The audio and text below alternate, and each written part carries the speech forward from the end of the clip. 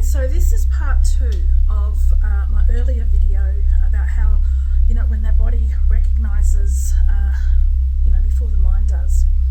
Yesterday also, I have a part-time job and it involves taking calls.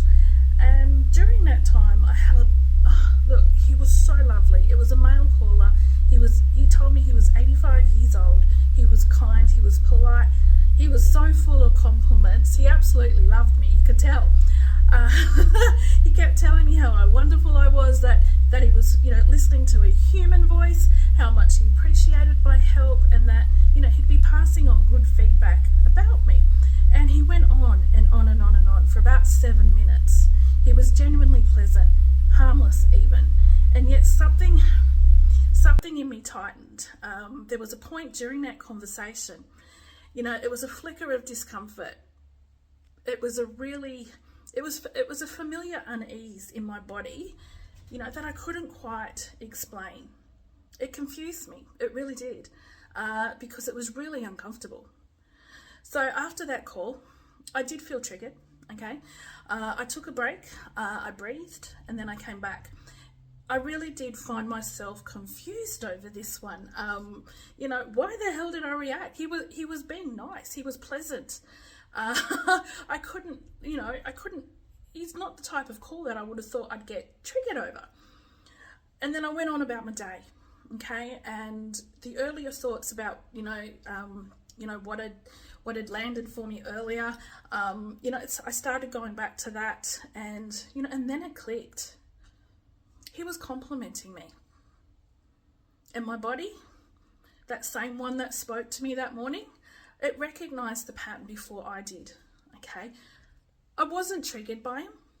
I was triggered by the receiving, all right? Because for so long, my nervous system, it linked receiving with pain, with hurt, with power imbalance, or the need to perform. And that discomfort that I felt was completely normal. All right, that's what the body does when it's stepping into new territory, and for years my system learnt that attention, it wasn't always safe. Yeah, there were times when it was, but there are a lot of times when, attention didn't mean safety, and that receiving, could mean being watched or judged or, taken advantage of. So when genuine kindness shows up, the body just doesn't know the difference yet. It's still scanning for that danger, and it's not wrong, okay? It's not wrong. It's protection. And this is the point where many people turn back. When they're on their healing journey, they start to feel that discomfort, that old fear of being, unsafe, and then they retreat, thinking that they've regressed. But that feeling, it's not failure, it's your nervous system just learning a new way.